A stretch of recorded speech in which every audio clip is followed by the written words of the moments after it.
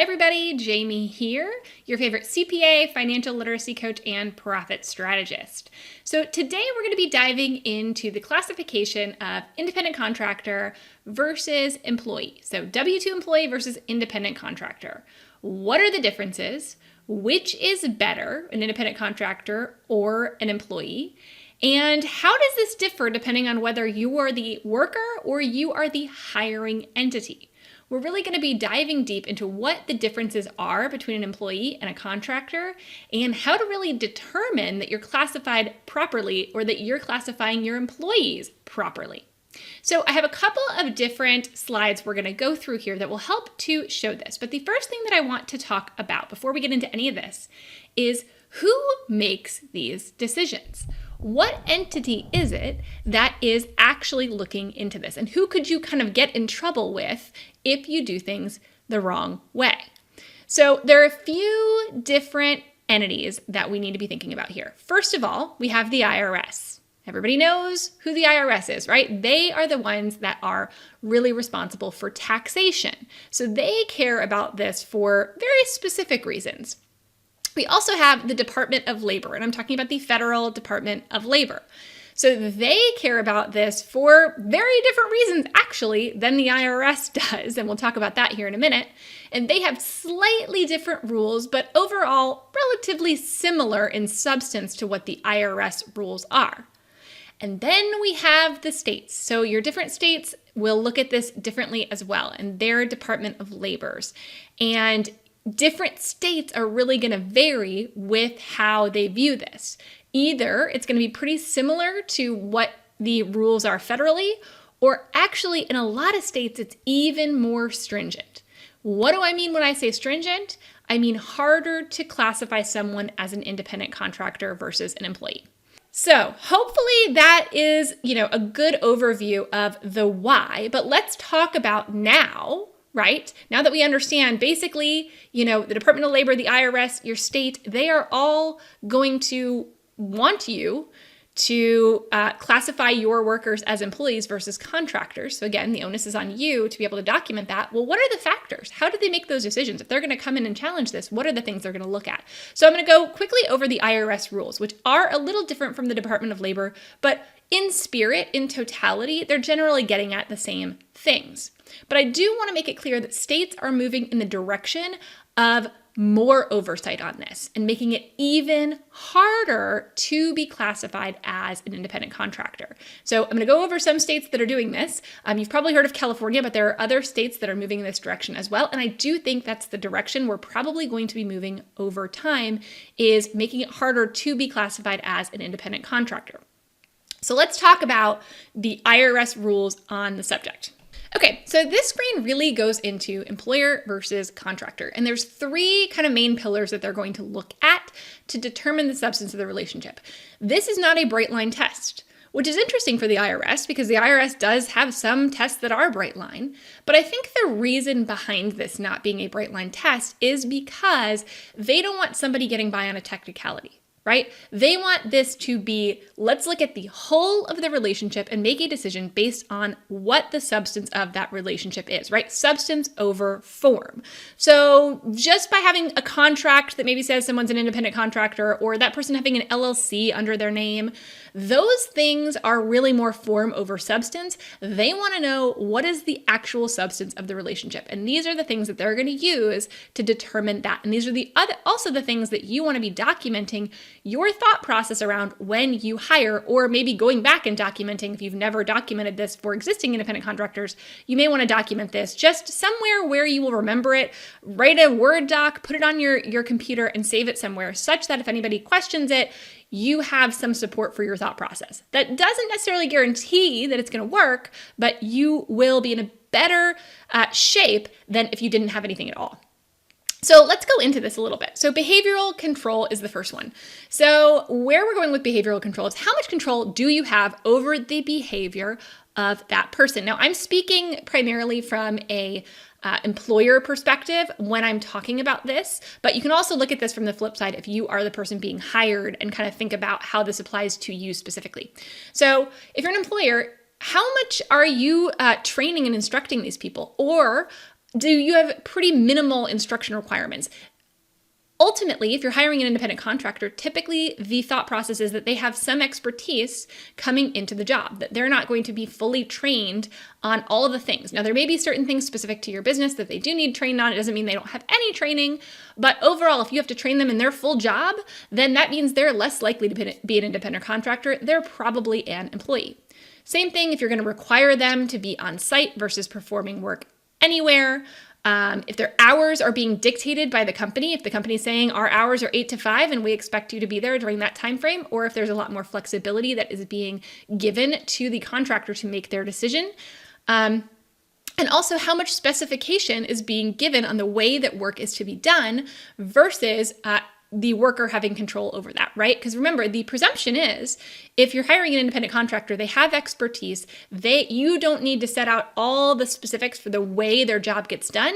You maybe are setting the objective of their job, but not necessarily the how, right? So how much behavioral control do you have over that person and how their job is conducted and how much training they need and the hours that they work? That goes into the behavioral column. Now, importantly, let's remind you, it's not about, okay, how many of these do I need to check off in order for this to be an independent contractor or not, right? It is more about the totality, the substance. How does it feel when you look at all of these things in total? What feels like the way this should go and this should be classified? And I think that most people, when you really look at all these and you think about it, you probably know, right? As an employer, you probably know what you are hiring, if the person should be an employee or should be a contractor. If you are the person being hired, you probably have a good indication of what that feels like, especially how much control is being exerted over you versus not. So this, I think, is why they've done it this way versus having really bright line rules. It's about what substance over form. So talking about the financial control, the second column here. So financial control is if you are working for more than one company, or if you are, if your services are available to the public, that is more likely to then be considered an independent contractor versus just working solely for one company and not really being available to work for others. Reimbursing business expenses versus being responsible for your own expenses. Typically, business expenses are going to be reimbursed by the employer in most cases if you have an employee relationship. If they're not being reimbursed, that's likely more of an independent contractor type relationship. Same thing with employer provided tools and materials. Who's providing the tools to get the job done? The employer or the independent contractor? And then additionally, when we're talking about payments, typically independent contractors are often paid on a project basis, maybe a lump sum basis, and they have the ability to recognize a profit or loss, right? They actually have kind of their own financials that they are managing versus an employee who's really being paid a steady amount every week, month, biweekly, whatever it is. Now, that's, again, not going to be the only indication because sometimes we pay independent contractors on a flat fee just to make things easier, but typically that's how it's going to work, and there's going to be a little bit more kind of risk on the side of an independent contractor from a profit and loss perspective. Now let's go to relationship control. So this is how much control is there over the relationship. So are you hiring them indefinitely or temporarily? Temporarily is more what you would do for an independent contractor, but if the assumption is that this is going to be a relationship that goes into perpetuity, well, that's probably more of an employee type relationship. Similarly, if the employer has controls around vacation time and approvals and things like that, that typically is more of an employee relationship versus an independent contractor who probably has a little bit more freedom in that specific area. Additionally, this is a big one, and we're going to talk about this one more in just a minute, but the service is a key activity of the business versus not key. And what I mean by not key, I don't mean not important, I just mean not the specific thing that you are doing. So as an example, if you are a bookkeeping company and you are getting too many clients than you can handle, and so you hire out some work to another bookkeeper, well, obviously that service is key to you. That's the primary service that you're offering is bookkeeping, and that's what you're outsourcing. So that would be more of an employee type relationship is what would be indicated, at least from this specific point. Remember, we're not looking at any point in a silo, but that specific point would indicate more of an employee relationship. However, if you are, running an ice cream shop and you hire a bookkeeper, Well, that's not key to the business that you're running. Obviously, it's important. Believe me, as a finance person, I know that it is important, but it's not key from the standpoint that it's not the actual activities that your business is being paid for, right? So that would more be possible to be an independent contractor. We're going to talk about a little bit more about that one and where that gets a little bit squirrely here in a minute. And then the last one is around termination of work without liability. An employee can typically say, well, I'm not going to work anymore, and they're not going to have any liability for projects not finished. You can quit a job and not have to pay anything. There's no breach of contract, things like that generally, versus an independent contractor where that could be the case, right? Where there may be some potential liability for not performing on the duties of the contract. So again, none of this is siloed. There's not a magic number. It's just looking at this in totality. What does that relationship indicate? And that's what would happen if the IRS or the Department of Labor came in and looked at your business. They would be looking at the totality of that relationship. These types of points are what you would want to document on a Word document or something like that, and kept somewhere where you will remember where it is in case you are ever questioned on it. Now, super quickly, we're going to talk about the ABC test. And this is specific to some of those states that are really getting more rigorous around this and are really making it harder for businesses to classify their workers as independent contractors, okay? So the ABC test, it's really California has this one specifically here is from California. For those of you who have heard of AB5, that's where this comes from, and we'll talk about that in just a minute. But other states are following suit on very similar types of requirements that sort of are modeled after this. So Connecticut, Delaware, Illinois, Indiana, Massachusetts, Nebraska, Nevada, New Hampshire, New Jersey, Vermont, Washington, and West Virginia are some of the examples. And obviously that's changing all the time. So you want to make sure to go to your state's Department of Labor website. So remember, just because you might be good and check all the boxes and be fine from a federal perspective, you still want to look at your states, because states are usually not going to be easier to become independent contractor. They're only going to have rules that are more stringent than federal in most cases. So the ABC test, let's go through this really quickly. So point A, the worker is free to perform services without the control or direction of the company. Okay, that's really similar to what we talked about on the previous slide with some of the behavioral controls and things like that, and relationship controls, right? So, okay, that seems easy enough, benign enough. I'm going to skip B for a second because that's the one that's tricky, and go to C. So C, the worker is customarily engaged in an independently established trade, occupation, or business of the same nature as that involved in the work performed. So this again goes to some of the same things that we talked about in the financial column, which were if they're able and they are offering their services to the general public, well, then that indicates more of a contractor type relationship. This could be also if they have an LLC, things like that, that would lean towards, satisfying that criteria. But here's the one that's a little bit tricky. We talked about this on the previous page, but this is a must when it comes to the ABC test. With the ABC test, you have to have all three in order for somebody to be considered an independent contractor, okay? So on the previous one, it was like, you could have some and not others, and that's okay. We're looking at the totality.